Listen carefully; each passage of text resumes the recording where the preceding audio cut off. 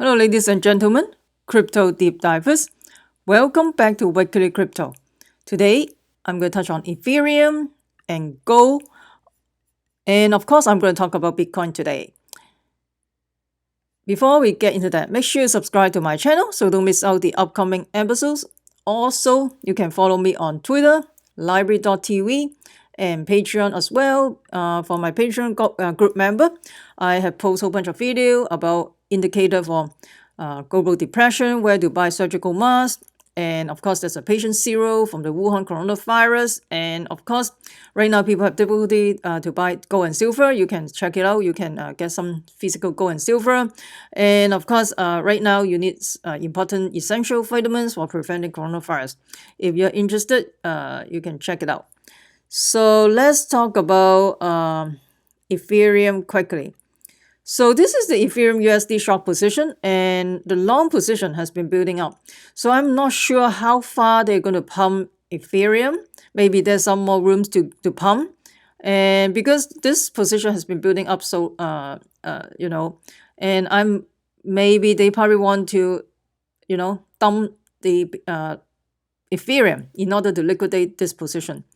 So you can see this is a short position. You can see a long position has been building up. They probably want to eventually, at a certain point, after they finish pumping Ethereum, they need to dump it in order to liquidate the long position. In terms of gold, so gold has been pumping like crazy. Of course, it's because of the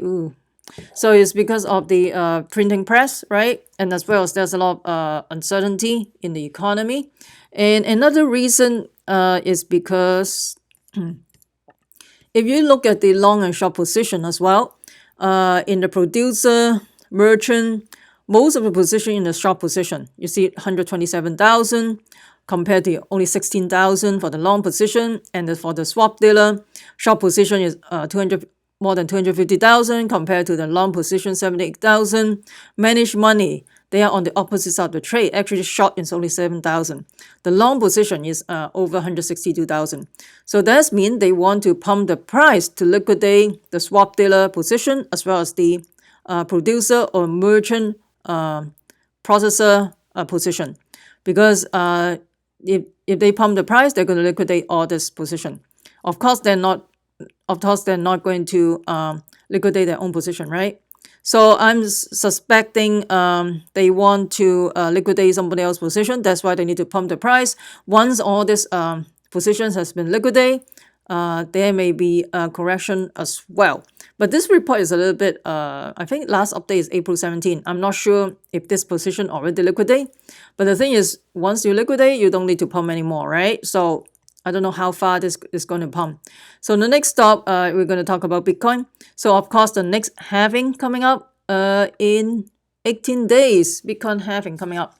So halving is basically the block reward. Right now, the miners can get 12.5 coins, 12.5 Bitcoin per block.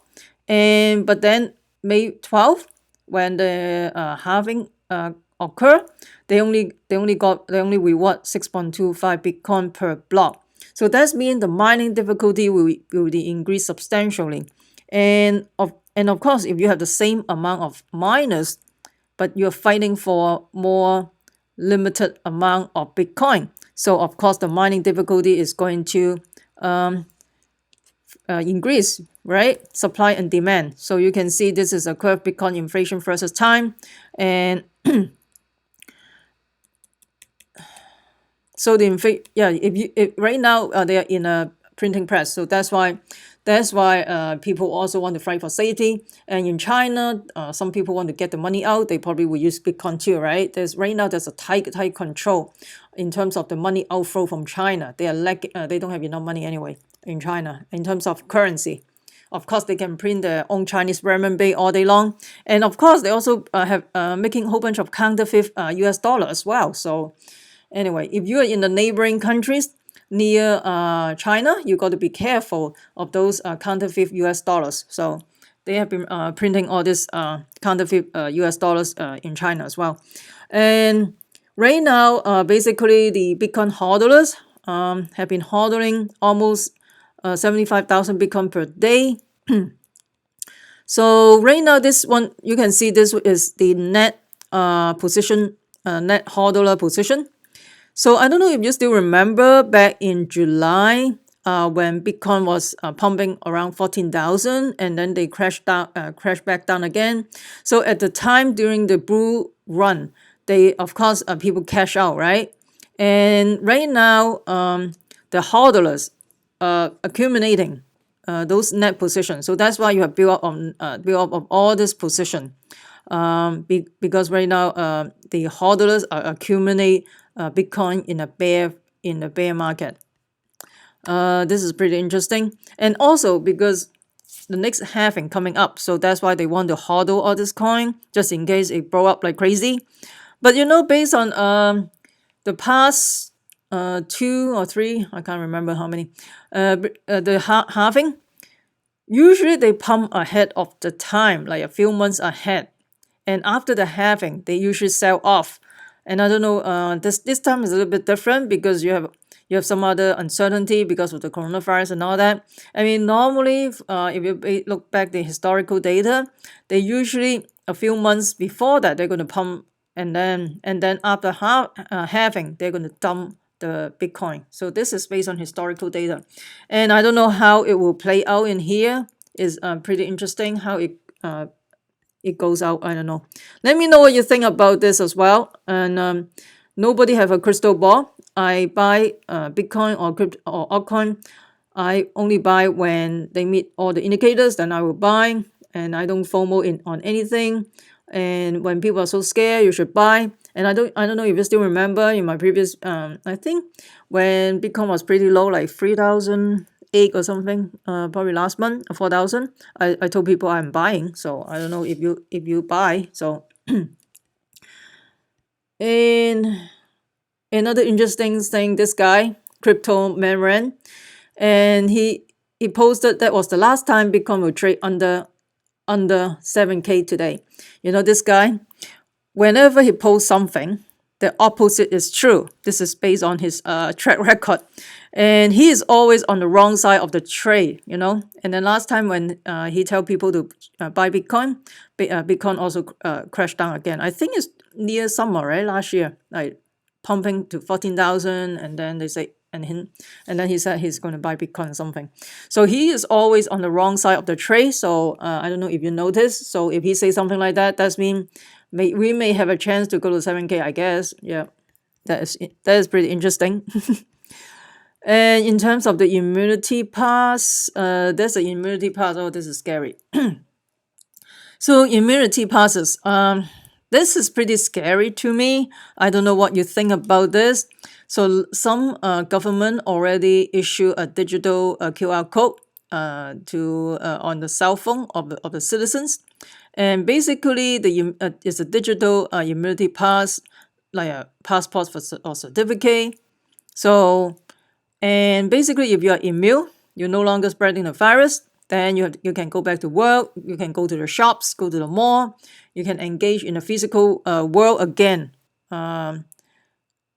along with the rest of the population.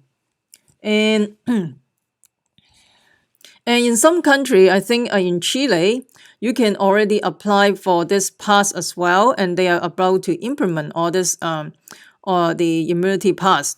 For example, people who recover from coronavirus or tested positive for the antibodies. Antibodies, basically, you have the immunity to the coronavirus, and they can return to work. And people who does not have any symptom, they can be tested, and then they can apply for this immunity pass. So basically, I don't know in the future when we enter a mall, enter a shopping center or supermarket, you have to show your QR code before you can enter a certain area or buy train ticket or buy airplane ticket. This is pretty scary. And of course, in Germany, UK, and the US, they want to test the antibody in the citizens to see if they how much percentage of the population already has antibody. I mean, they want the herd immunity and all that thing, right?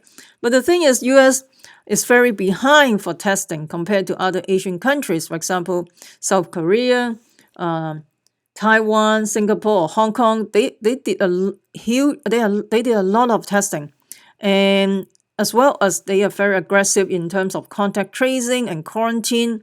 And that's why they control the epidemics really well, excluding Singapore. Singapore is really complacent at the very beginning, complacency. So that's why they have a high number of cases. It's not vigilance enough.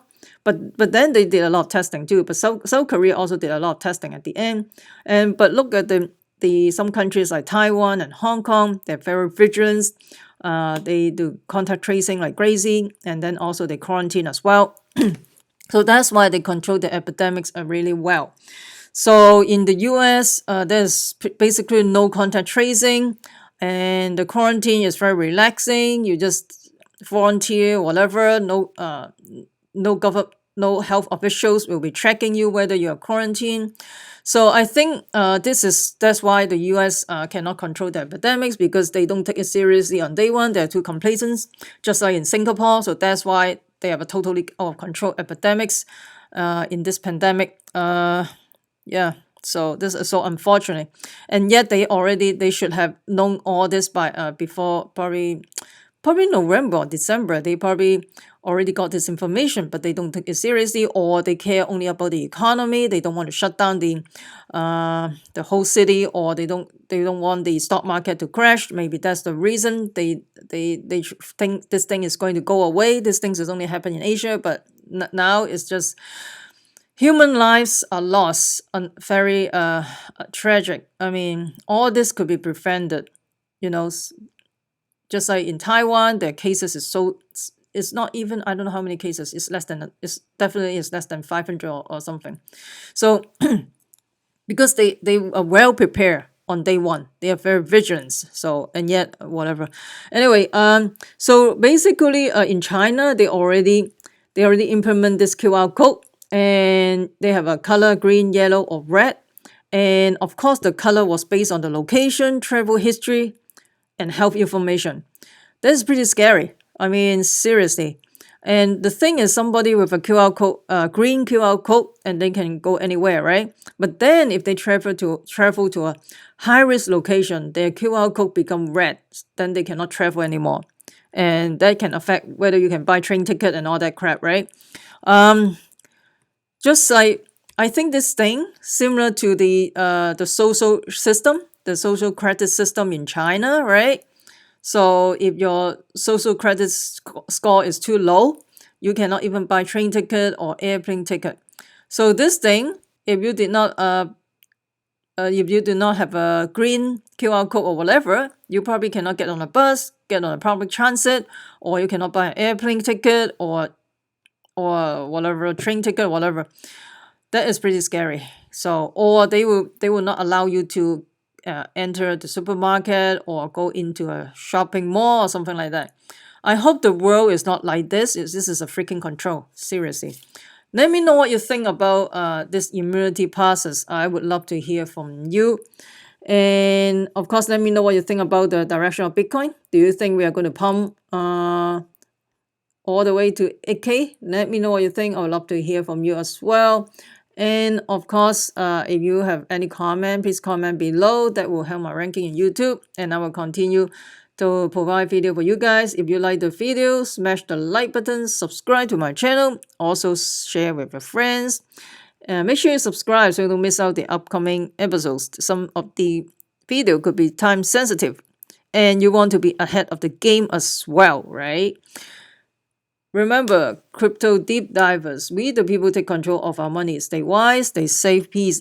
I'm not a financial advisor. Investing in cryptocurrency or commodity or stock market can have inherent risk. Please use a due diligence. And of course, I'm not a healthcare provider. If you have any questions or concerns about coronavirus, you should consult with your doctor.